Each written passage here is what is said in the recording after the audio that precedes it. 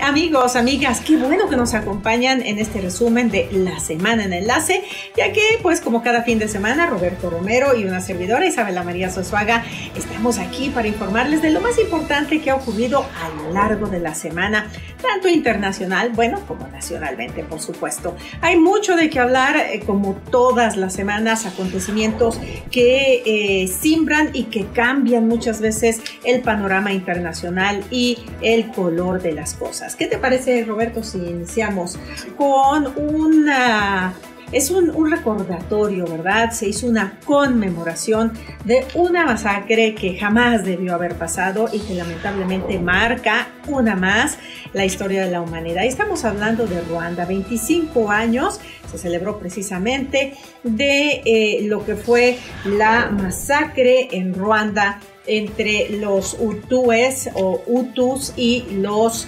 Tutsis. Y esta semana se celebró precisamente la conmemoración de el 6 de abril de este hecho tan lamentable. Así es, un hecho, como dices, lamentable. La verdad es de que, si bien es cierto, es algo que ya pasó en el pasado, sigue la realidad actual, porque desafortunadamente siguen los problemas de radicalismos en todo el mundo. Apenas el hecho más importante es el acontecido en Siria, con la cuestión del Estado Islámico. Ese tipo de grupos finalmente son la interpretación real de lo que son las polarizaciones sociales, ¿no? Cuando no conviven diferentes grupos, desafortunadamente a veces los gobiernos son débiles, no son incluyentes tampoco, sino buscan nada más mantenerse un grupo hegemónico encima de otros, y eso genera precisamente los conflictos sociales que estamos viendo. Entre estos, los que sucedieron en Ruanda, precisamente esa masacre donde muchas personas perdieron la vida, desgraciadamente de una forma pues atroz, porque la verdad es que no hay otro calificativo que se le puede dar. Fue un genocidio como tal, en donde pues una facción minoritaria pues se vio afectada precisamente por sus creencias, por su credo, por sus ideas políticas, las cuales pues nunca han sido aceptadas del todo en esa zona. Igual lo mismo que pasa en otros lugares del mundo, ¿no? Sí, imagínense ustedes que este genocidio duró tan solo 100 días. 100 días inició, como ya les comentamos, el 6 de abril, el año 1994, por alguna situación, el avión en el que viajaba el entonces presidente de Ruanda, que se llamaba Juvenal Habyarimana, y iba junto con el presidente de Burundi, Cyprien Ntaryamira. Según se dice, bueno, tuvieron un accidente, se mataron estos dos mandatarios. Los dos eran de la etnia Hutu, y entonces pues se les hizo fácil echarle la culpa de este accidente a los Tutsis, ¿verdad? Y de ahí se inició la absoluta locura. Imagínense ustedes que en pues prácticamente 3 meses desaparecieron el 10% de la población de Ruanda y el 70% de la etnia de los Tutsis. Se calcula que cerca de 10,000 personas morían todos los días. Así es. Todos los días, y como tú dices, no de la forma más amable, ¿verdad?, sino de la manera más brutal. Una masacre brutal. Y la conmemoración, por supuesto, tiene el objetivo de que este tipo de situaciones aprendamos de ellas, claro está, y que no se vuelvan a repetir. Sí, claro que no, son escenarios que se han visto en otros lados, como en el caso de Albania, toda la zona de los Balcanes, pues también hubo este tipo de genocidios, también por ideas, por grupos minoritarios, mayoritarios que se enfrentan.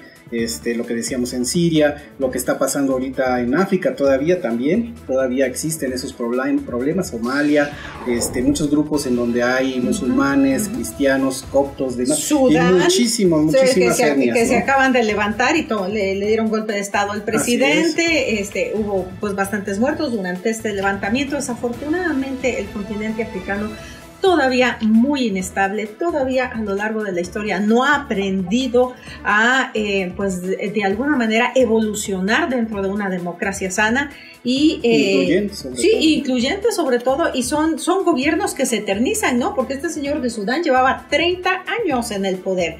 Entonces, pues son países con conflictos políticos y étnicos que lamentablemente no se ve como para cuándo se van a solucionar. Así es. Bueno, ¿qué te parece si pasamos a otro tema? Claro. Otro tema que también preocupa, sobre todo en la cuestión de salud. en Estados Unidos lo que pasa en la comunidad judía allá en Nueva York. ¿Por qué? Porque hay un brote de sarampión. Aunque usted no lo crea, el sarampión está volviendo a tomar fuerza no solamente en Estados Unidos, sino también en otras partes del mundo, en Europa también, y es precisamente porque se ha dado la costumbre de que la gente ya no se vacuna, con el argumento de que hay reacciones secundarias a veces por las vacunas. Exacto. Las personas deciden no hacerlo. Si bien es cierto, sí hay a veces reacciones complicadas por las vacunas, sin embargo, no hay que perder de vista que el sarampión pues finalmente se pensaba un padecimiento pues prácticamente erradicado, ¿no? Uh-huh. Sin embargo, precisamente por dejarse de suministrar de nuevo esas vacunas, sobre todo en la comunidad judía, por cuestiones religiosas, de creencias, pues el brote se está empezando a dar, no solamente en Europa, también ahorita muy, muy preocupante en Estados Unidos, y sobre todo porque la comunidad judía pues está reacia a vacunarse. Incluso se han puesto en rebeldía, no quieren hacerlo, y el gobierno de Nueva York, de la ciudad de Nueva York, pues está preocupada por esa situación, y por supuesto el Estado. No, pero lo que pasa es que ya prácticamente durante la semana fueron alrededor de 250 casos los que se presentaron solo en la ciudad de Nueva York, pero ya van más estados a lo largo de la Unión Americana con contagios de sarampión. En el caso de Nueva York ya hasta se van a imponer multas de $1,000 a aquella persona, sobre todo la comunidad judía, que no acceda a vacunarse. Ya es obligatoria la vacuna.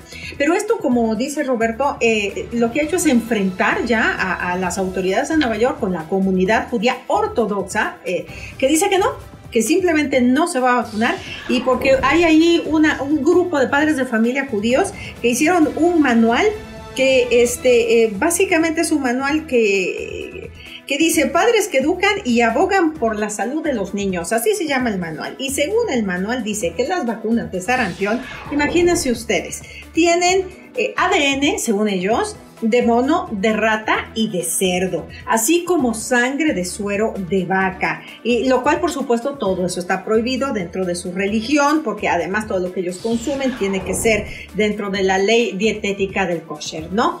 Pero la realidad es Nueva York está ahorita con un brote tremendo de sarampión. Estados Unidos va a tener que hacer algo en cuanto a la política de salud pública, pero no es solo Estados Unidos, es Ucrania, es Yemen, son muchos países de Europa con sarampión, ¿no? Y África. Entonces, ¿qué es lo que nos dice esto? Lleve a vacunar a sus hijos, hay que llevarlos a vacunar. ¿Qué sucedió con todos nosotros que nos vacunamos de niños? Bueno, pues nunca nos dio.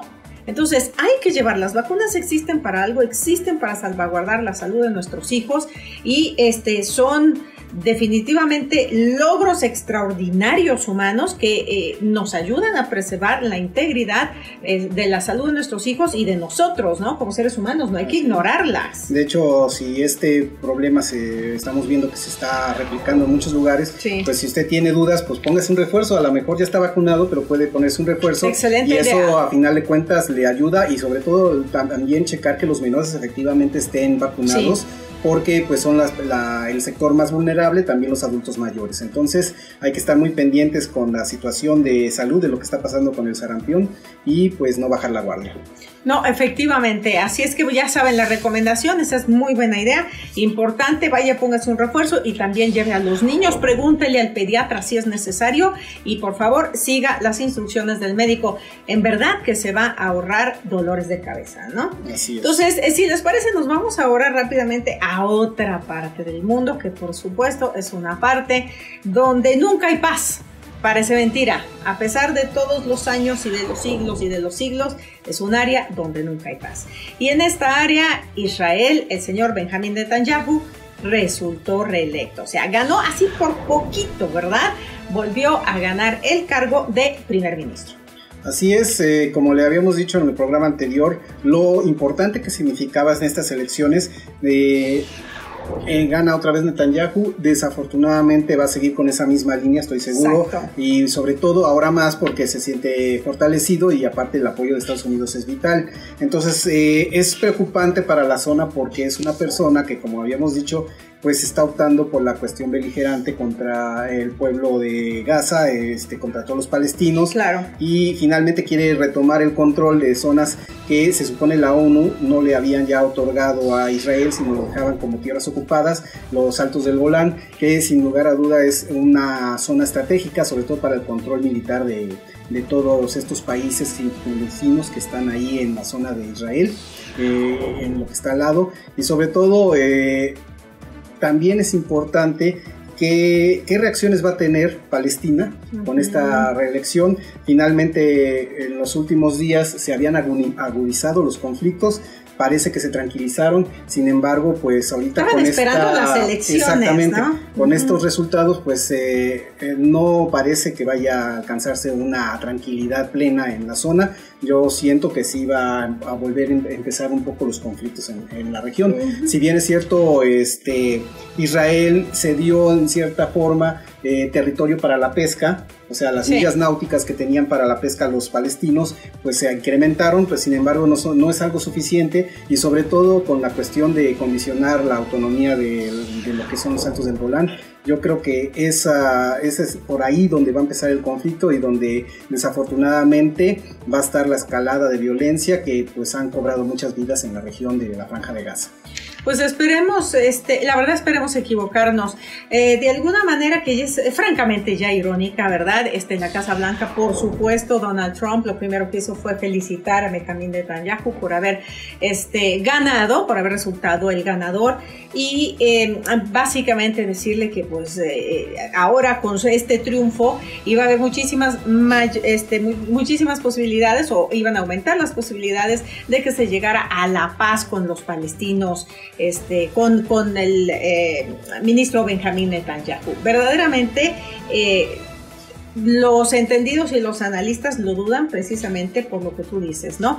El apoyo, sí, Estados Unidos ha apoyado muchísimo a Netanyahu, que es una persona de ultraderecha en el último de los casos, y que pues con el reconocimiento de lo que es los Altos del Golán para Israel, que de hecho es territorio sirio, y que eso todavía no se ha resuelto y que seguramente será una base para conflictos mayores que veremos en el futuro, y también con lo que es apoyar poniendo la embajada de Estados Unidos en Jerusalén, etcétera, etcétera. Estados Unidos le está dando al mundo una idea muy clara de hacia dónde va Israel y hacia dónde tenemos todos que ver o esperar que vaya a transitar el conflicto palestino. No se ve que sea una situación donde en verdad vayan hacia la paz. A mí me parece más bien que la paz es lo que menos les interesa. Yo creo que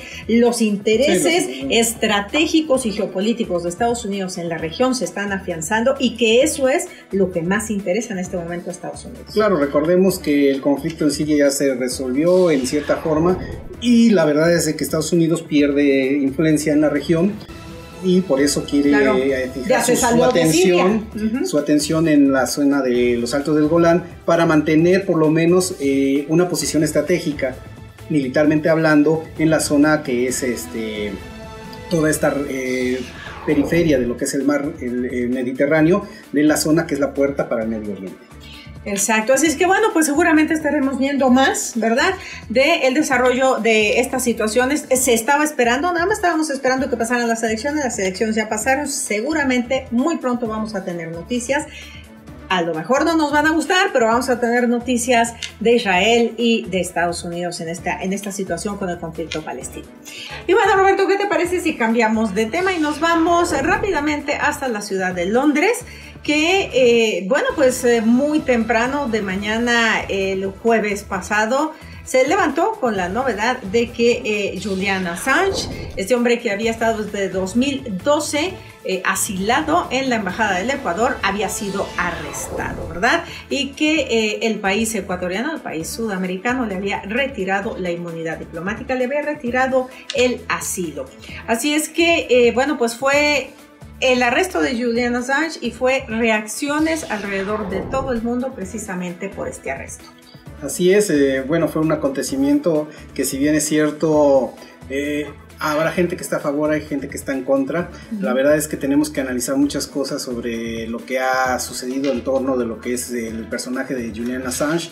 Debemos saber que él es el fundador de Wikileaks. Claro. Finalmente, él argumentaba que ya no tenía ligas con Wikileaks, sin embargo, pues todo apunta a que él sigue manteniendo por así decirlo, la guía de lo que es Wikileaks. Claro. Y ahorita, pues, para tener más o menos claro qué es lo que está pasando, pues a él entre otras cosas, se le había detenido, o tenía una orden de aprehensión más bien, por algunos asuntos de abuso sexual.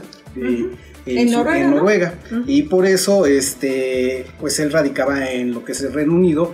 Él buscó, finalmente pensó que si lo detenían y lo mandaban a ese país, de ahí lo iban a extraditar a Estados Unidos, y por eso buscó alojamiento en la embajada de Quito, ¿no?, de Ecuador, en el Reino Unido. Sin embargo, ahora con este arresto, pues se abre otra vez el abanico de qué va a pasar con él. Claro. Finalmente, recordemos que él estuvo involucrado en las filtraciones muy, muy escandalosas de lo que era la cuestión del gobierno de Estados Unidos, la cuestión de las filtraciones de información que hubo, y al nivel mundial, cosas como los Panama Papers, entre muchas otras cosas en donde ha estado inmiscuido Wikileaks y, por supuesto, Julian Assange. El problema está en que, si bien los activistas han apoyado la idea de que se tiene que dejar libre a Julian Assange porque pues se golpea la libertad de expresión al detenerlo, yo creo que no es por ahí el asunto. Yo creo que Julian Assange es una persona que efectivamente ha violado y gravemente muchas leyes internacionales, y sobre todo porque finalmente él no hace este filtrado de información con un fin de dar a conocer a la gente lo que está sucediendo y lo que hacen los gobiernos. Eso es lo que él dice, precisamente su discurso. Sin embargo, la realidad es de que él ha lucrado con esa información. Si él realmente quisiera darle de conocer al mundo toda la información secreta que tienen los gobiernos y todas estas cosas lúgubres que él dice, pues lo debería de hacer así, sin pedir obviamente remuneraciones al respecto, ni mucho menos chantajear a otros gobiernos con esta situación, porque a final de cuentas eso ya no es libertad de expresión. No. Él está incurriendo efectivamente en un delito, que es el chantaje. Claro. Porque a final de cuentas esa información, que es poder, si él realmente quiere hacerle un beneficio a la sociedad, pues debería de decir qué son las cosas como tal, y no pedir una remuneración o de alguna otra manera condicionar ciertas situaciones para poder dar o no a conocer la información que tiene en poder Wikileaks. Entonces, en ese sentido, yo creo que Julian Assange es una persona que debe de responder muchas cosas a la ley. Sí. Que no es lo que nos están vendiendo de repente otras redes de activistas en donde dicen que la libertad de expresión, por lo que les estoy comentando. También Anonymous es un grupo importante que se ha sumado, y eso es algo que preocupa, porque finalmente este grupo es también alguno que sistemáticamente infringe ciertas leyes al momento de hackear muchas cuentas, sobre todo de gobierno, para dar a conocer asuntos que son considerados secretos de Estado. Si bien es cierto, hay que ser lo más transparente posible, sí hay cosas que por seguridad de terceros, por seguridad de las maneras que están pasando las naciones, por lo delicado que hay en ciertas operaciones, deben de mantenerse en secreto. Sin embargo, Anonymous está amenazando que si el Reino Unido no libera a Julian Assange o impide su extradición hacia los Estados Unidos, pues va a empezar a hacer una revolución, lo que ellos llaman una revolución de la internet, en donde se supone van a dar a conocer mucha información que está oculta o que tienen ellos en su poder. Entonces volvemos a lo mismo, pues a final de cuentas están condicionando muchas cosas, y pues eso no creo que sea libertad de expresión. Yo coincido contigo en el sentido de que el señor Julian Assange sí es un pirata cibernético. Ese es uno de los delitos por los cuales se pide la extradición de este señor Assange a Estados Unidos. Sí lo es, junto con su sitio Wikileaks, porque además recordemos que hace 7 años, por supuesto, era la era de Obama, junto con el hoy llamado Chelsea Manning, este hombre que trabajaba en el Departamento de Inteligencia de Estados Unidos, le entregó una serie de documentos y una serie de informaciones de altísimo valor de seguridad nacional, de varios países, no solo Estados Unidos, sino de varios países de Europa, de México, o sea, una cantidad de información que era absolutamente clasificada, se lo dio al señor Julian Assange, y el señor empezó a publicar de todo esto que se le habían dado en su sitio de Wikileaks. En Estados Unidos, para el señor, hoy en día la señorita, ¿verdad? Chelsea Manning, eso es un delito que se considera traición a la patria. Y si bien estuvo algún tiempo encerrada, estuvo en la cárcel, la dejaron salir por un tiempo, hoy en día está de nuevo encerrada en la cárcel y se cree que, bueno, el gobierno estadounidense está ya juntando todas las partes de este rompecabezas junto con Julian Assange para entonces llevar a cabo lo que es un procedimiento judicial en contra de estas dos personas. ¿Por qué? Porque estas dos personas pusieron, como bien dices tú, en peligro la seguridad nacional e internacional de muchas naciones, y eso simplemente no se hace. No se hace porque pone en riesgo la paz, la estabilidad de las regiones y muchas otras tantas cosas que, si ustedes bien recordarán, hubo una reunión ahí del G7 muy difícil y muy tensa entre Obama y la canciller Angela Merkel de Alemania, porque en esos Wikileaks salió que el gobierno de Estados Unidos había espiado a Alemania, había espiado a la canciller, le tenían todos los diálogos que había hablado con X número de presidentes, y la verdad la situación fue bastante seria. El señor tiene que responder a la justicia, porque ese tipo de cosas no se hacen, ¿no? Y si bien es cierto, mucha de la información que ha sacado a la luz Wikileaks es importante y revelan muchas cuestiones pues que no se han hecho de manera muy legal por parte de los gobiernos o empresas, grandes corporativos. Eso no justifica la manera en cómo se maneja este personaje de Julian Assange, no. Porque, por ejemplo, lo que pasó ahorita en la embajada de Ecuador, finalmente pues tenía cautivo ya el gobierno ecuatoriano, lo estaba ya presionando demasiado, el señor ya sentía a un señor de la embajada, ya quería disponer, había ya hackeado cierta información importante de la embajada, entonces puso cámaras. Finalmente un gobierno que le da la mano, que le abre las puertas, que lo mantiene 7 años, a final de cuentas llegó un momento en que dijo, el presidente de Ecuador dice, pues me está espiando a mí y a mi familia, cuando nosotros le hemos extendido la mano, le hemos dado todo el apoyo para que se mantenga libre, para que esté viendo desde la embajada su situación legal. En vez de agradecer o otro tipo de actitud, empieza a presionar al gobierno de Ecuador para que no le quitaran el asilo. Entonces, finalmente, el presidente decide retirarle el asilo y pues se procede al arresto, que ahora pues ya sabemos que pues ahora estará, yo creo que en esta semana se estará viendo qué va a pasar con él, ¿no? Exacto, por lo menos está en una cárcel londinense por violación de su libertad condicional, y claro está la solicitud de extradición por parte de Estados Unidos. Vamos a ver si en verdad por violar su libertad condicional va a estar por lo menos 12 meses, según se dice. Ahora a lo mejor esos 12 meses se reducen y simplemente lo extraditan, y ya Noruega también levantó la mano y dijo, oiga, pero es que yo también lo quiero juzgar por esta situación de los delitos de abuso sexual. Entonces, pues yo creo que el señor no tiene nada fácil, y todos los procesos judiciales van a tener que desarrollarse. Ya no hay manera, ya no hay inmunidad diplomática, es hora de que enfrente a la justicia.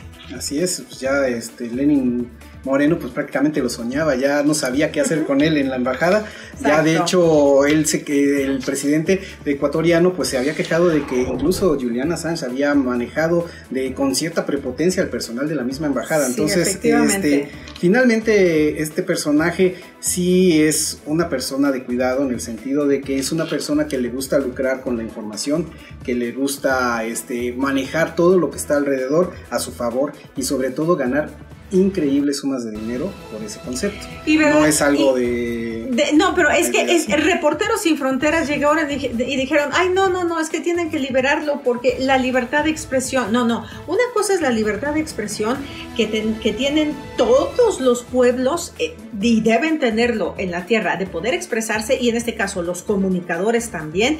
Y otra cosa muy diferente es estar ventilando todo tipo de documentos y secretos de los estados. Hace poco ventiló un documento importante del Vaticano. Ese fue el punto final en donde el gobierno del Ecuador dijo, bueno, pues el señor sigue trabajando en Wikileaks, sigue dando a conocer este tipo de documentos, es hora de que ya se termine, ¿no? Entonces, una cosa es la libertad de expresión de la prensa libre y otra cosa es la piratería cibernética. Bueno, pues ¿qué te parece si pasamos a otro tema también importante de lo que está sucediendo, que es la caravana de los migrantes? Ahora esta caravana que ya está entrando en nuestro país, que ya está transitando otra vez.